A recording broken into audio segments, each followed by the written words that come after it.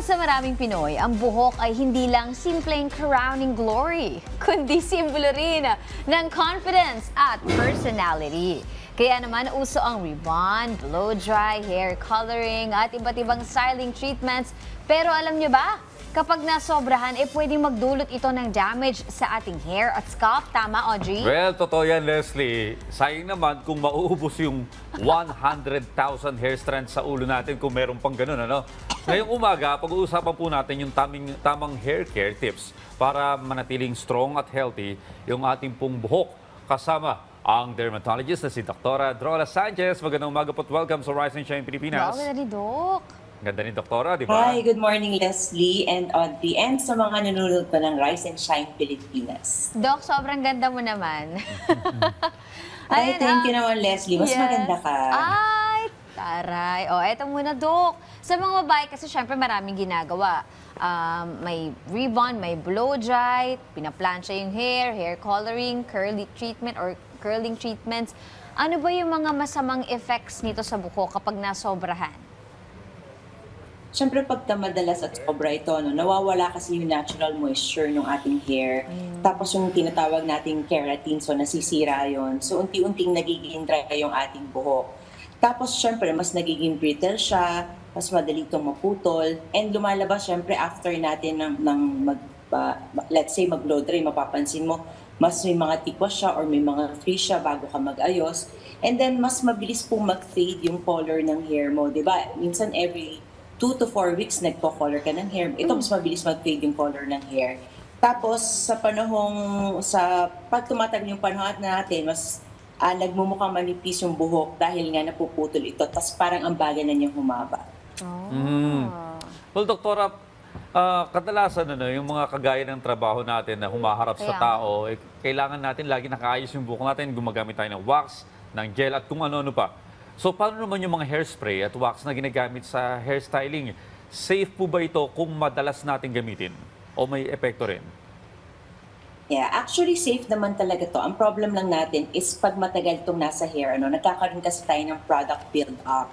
So, minsan nagbabara dun sa ating scalp. So, nagkakaroon po ng inflammation yon or pwedeng folliculitis. Tapos, nagkakaroon ng dryness dun sa ating hair and sa scalp, tapos nagkakaroon po ng dandruff. And in return, nagkakaroon po ito ng maraming hair fall or eventually nagiging hair loss ito. Ayun. Dok, kasi may mga nagsasabi kapag everyday ka nagsha-shampoo, masama, dapat daw every other day or like conditioner lang yung gagamitin mo. Ano ba talaga yung dapat gawin? Kasi parang may tinatawag din po ng mga low porosity, high porosity hair. So parang iba-iba din dapat parang ng pagkikare sa hair. So ano ba yung tama? So, pag sinabi natin kasing low porosity, ito yung mga hair natin shaft na talaga nasira na. So, mas mabilis itong mag-absorb ng moisture, mas mabilis din itong magtanggal ng moisture. So, in return, nagkakaroon ito ng dryness and brittleness. So, depende po kasi yung pag-shampoo ng hair, depende sa lugar, depende dun kung very oily ba yung hair mo. Lalo dito sa Pilipinas, sa akin, okay po talagang shampoo ng scalp, using a mild shampoo every day kung talaga napawisan ka or sobrang maraming alikabok. But kung sakali naman na very dry yung hair mo, hindi ka naman lumalabas, pwede pong every other day po yung pag-shampoo ng hair and make sure yung conditioner po is mid-length people, from here to here. Huwag niyo pong ilalagay sa scalp kasi pwede pong magbara din sa scalp and syempre mag-cause ng hair fall.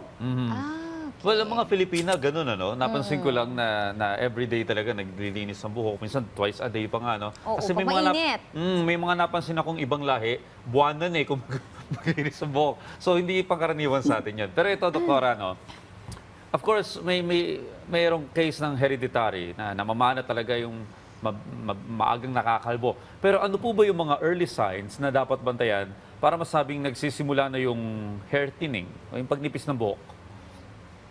So, mapapansin mo dyan, sa pilo mo, pag tayo mo, may mga hair ka nakikita maliliit. Tapos, napapansin mo din yung volume ng hair mo, unti-unti itong numinipis. So, minsan yung iba gumagamit pa ng volumizer para magkaroon ng volume. Tapos, syempre, mas nakikita mo yung anit, yung shine na tinatawag natin, lalo doon sa part ng line. Tapos, syempre, pag halimbawa yung mga girls naka-ponytail sila, mas kitang-kita mo talaga yung scalp at saka naging manipis. Tapos, mas mabagal po yung tubo ng hair, tapos ang super bagal niyang humaba, tapos lagi siya napuputol. Ayun. May ano po ba, may age ba na talagang tumitigil na po yung pagtubo ng buhok? At totoo po ba na humihina ang hair growth habang tumatanda? Yes, sadly, oo, Sad. totoo po yun. Habang tumatanda, mas po nagbabago yung ating hair growth cycle. So, bumabagal yung pagtubo ng hair natin, mas maikli na yung growth phase, yung tinatawag na anagen. Tapos, mas mahaba po yung resting phase, ito yung telogen. So, mas mapapansin mo po, mas manipis ang pagtubo ng buhok. Pero hindi humihinto ang pagtubo ng buhok natin. So, akala natin tumitigil yung pagtubo ng hair. Actually, humihina lang po ito. So, kailangan po tamang hair care, healthy lifestyle, and treatments din po. Pwede rin po itong mapanatiling malusog at saka mas makapal. Hindi kaya, doktora, ito theory ko lang naman at minsan na pag-uusapan namin mga kalalakihang numinipis na yung buhok. Hindi kaya may kulang lang na minerals sa katawan like magnesium or biotin or kasi may mga kilala ko nag-take ng collagen, bumilis yung paghaba ng kanilang buhok eh. Siyempre, oo, marami talagang odding factors na doon. Yung kulang sa nutrients like yung iron, yung protein, yung zinc, and vitamin D, talagang mapapansin mo, mas manipis yung hair. Kaya lang, pero if meron kang genetic factors, hereditary to, mapapansin mo dun sa lolo, dun sa tatay, sa mga kuya, nagkakaroon to ng tinatawag na androgenic alopecia or yung male or female pattern hair loss. So, depende po talaga yun. Minsan may hormonal changes tayo, lalo sa kababaihan. Especially kung may PCOS yan. Tapos, halimbawa, magme-menopause na. And yun pong talagang stress na tinatawag natin, pwede rin po talagang mag-cause yan ng hair fall at saka hair thinning. So, Doc, paano yun? Ano yung mga hair treatments na pwedeng ipagawa? Lalo na dun sa may mga, alam mo yun, namana na yung pagiging manipis talaga ng hair. Ano ba yung pwede nilang gawin? Or meron pa ba silang pwedeng gawin para maiwasan pa yon kahit pa hereditary yun?